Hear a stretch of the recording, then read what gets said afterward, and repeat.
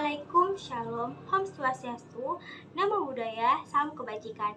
Perkenalkan, nama saya Gita Maesari dengan NIM 2103060096 dari Program Studi Peternakan C, Fakultas Pertanian, Universitas Sumatera Utara. Nah, kali ini saya akan menjelaskan tentang metabolisme dari protein, karbohidrat, dan lemak, serta hubungannya.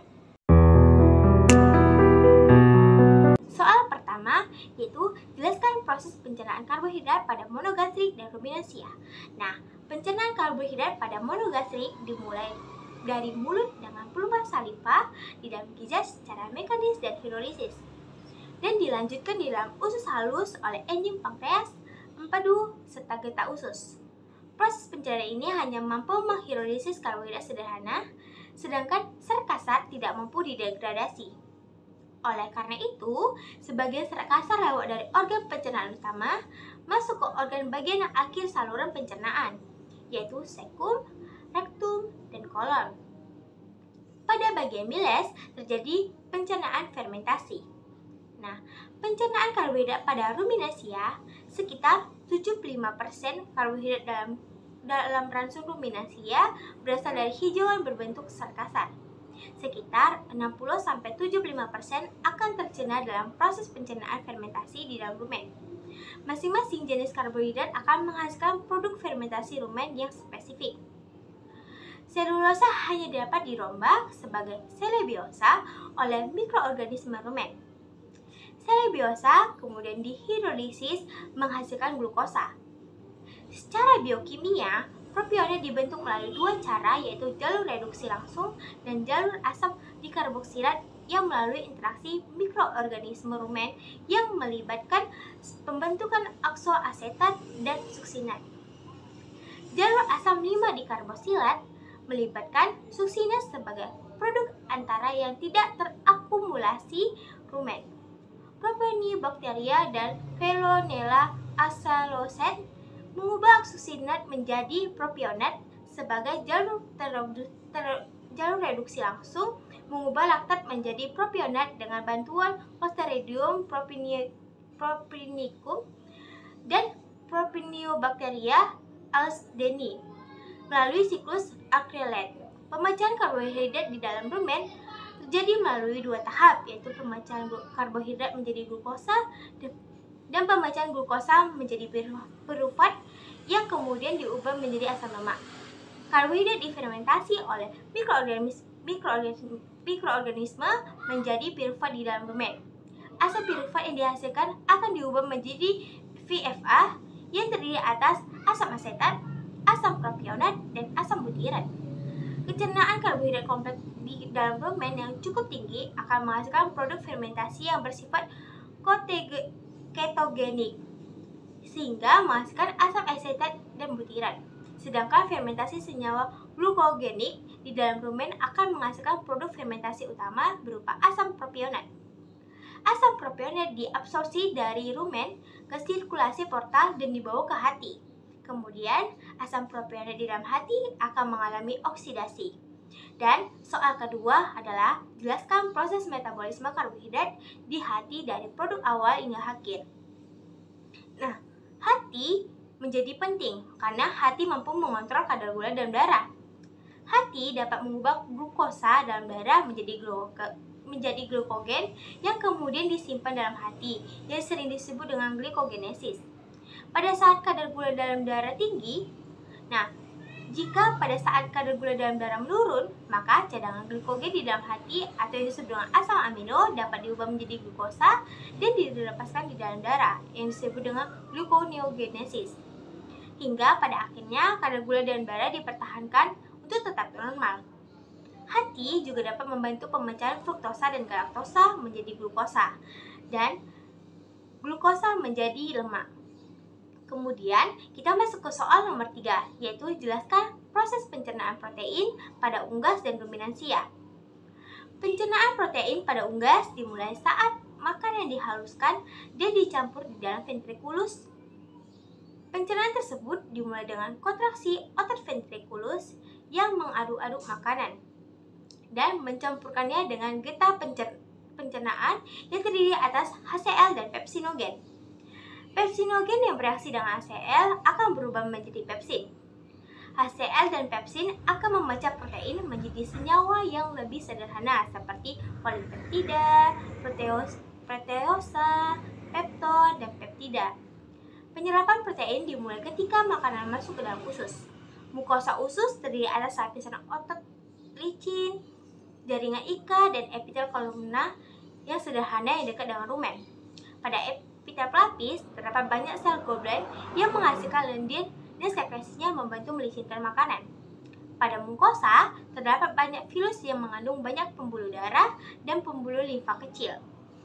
Lapisan epitel akan menyerap air dan zat makanan. Sel absorpsi dari vilus merupakan tempat absorpsi asam amino. Secara umum, asam amino yang setelah diserap oleh usus halus akan masuk ke dalam pembuluh darah.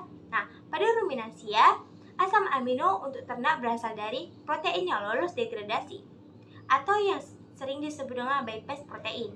Protein mikroba rumen yang tercerna dan terserap dalam usus serta dari hasil fermentasi rumen. Pemrombakan protein oleh enzim proteolitik dalam rumen menghasilkan peptida dan asam-asam amino.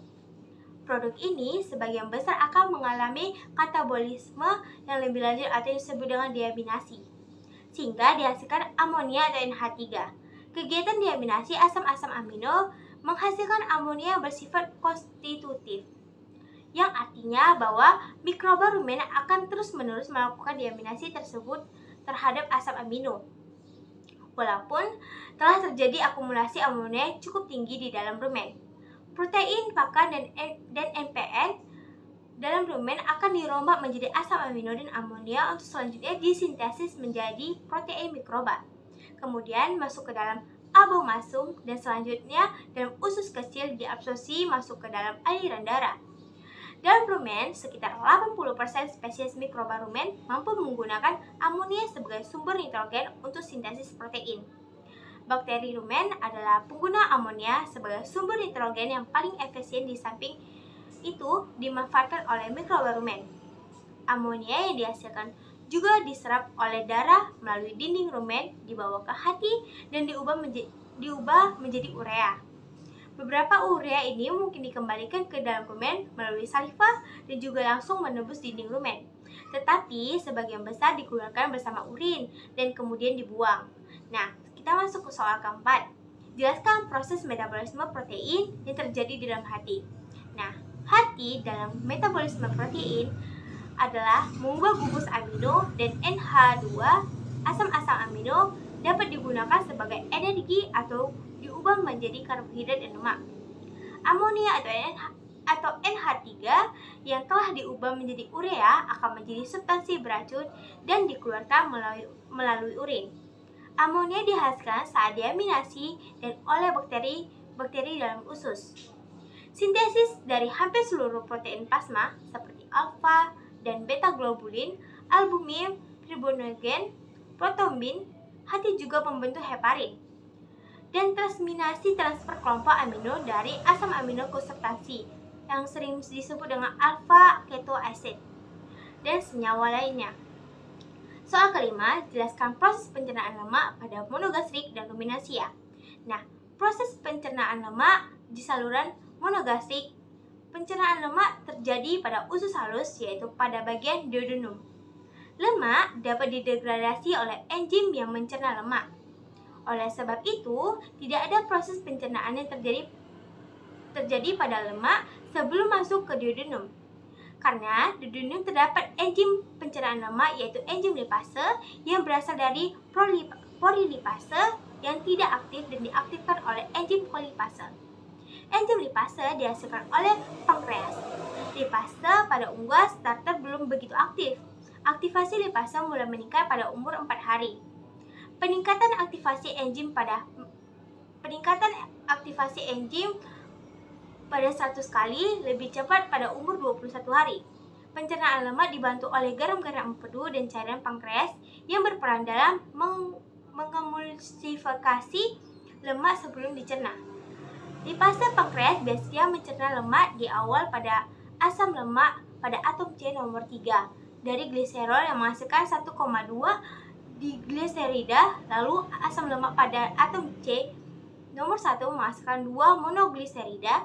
2 monogliserida ini tidak bisa langsung dipecah oleh lipase menjadi asam lemak bebas dan gliserol, tetapi harus melalui tahap isomerasi menjadi 1 monogliserida. Selain lipase, pankreas juga menghasilkan enzim kolesterol esterase yang menghidrolisis kolesterol asam lemak menjadi ester menjadi kolesterol asam lemak bebas. Nah, pencernaan lemak pada ternak ruminansia dimulai di dalam rumen. Proses pertama adalah hidrolisis atau lipolisis. Pada proses ini, lemak akan diputuskan ikatan ester trigliserida, fosfolipid, dan glikolipid yang dilakukan bakteri rumen. Pada proses ini dihasilkan asam lemak, gliserol, dan galaktosa. Hasil tersebut siap dimetabolisme secara lanjut. Asam lemak tak jenuh akan dijumpai juga pada proses ini. Asam lemak tak jenuh akan dipisahkan dari asam lemak, gliserol, dan galaktosa. Setelah dipisahkan, asam lemak tak jenuh tersebut akan diubah menjadi VFA. Soal ke-6, jelaskan proses metabolisme lemak di dalam hati. Metabolisme lemak oleh hati meliputi oksidasi asam lemak untuk menyuplai energi, sintesis kolesterol, fosfolipid, dan sebagian besar lipoprotein, sintesis lemak dari protein dan karbohidrat. Hampir semua lemak dicerna diserap di dalam sirkulasi limfa sebanyak 12 kilomikron yang merupakan gabungan dari trigliserida, fosfolipid, kolesterol, dan lipoprotein.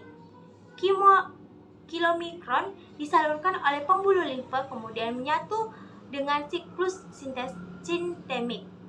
Trigliserida kemudian diubah menjadi asam lemak dan gliserol terutama pada enzim kapiler hati. Dari kapiler, asam lemak dapat berdifusi masuk ke sebagian besar sel. Nah, soal ke-7, jelaskan hubungan antara proses metabolisme karbohidrat, metabolisme lemak, dan metabolisme protein yang terjadi di dalam tubuh baik unggas maupun ruminansia. Keterkaitan antara katabolisme karbohidrat dengan katabolisme lemak dan protein adalah karbohidrat mengalami proses glikolisis, dekarboksilasi, oksidatif, siklus Krebs, dan sistem transportasi elektron hingga akhirnya menghasilkan ATP. Nah, lemak akan dipecah menjadi asam lemak dan gliserol. Asam lemak akan diubah menjadi asetil-CoA dan masuk ke dalam siklus Krebs. Gliserol akan diubah menjadi fosfoglyceridehid dan masuk kepada jalur glikolisis. Protein akan dipecah menjadi asam amino dan mengalami diaminasi dan masuk sebagai asam piruvat, asetil-CoA, dan beberapa zat dalam siklus Krebs. Nah, sekian dari penjelasan saya. Jika ada salah kata, saya minta maaf dan terima kasih.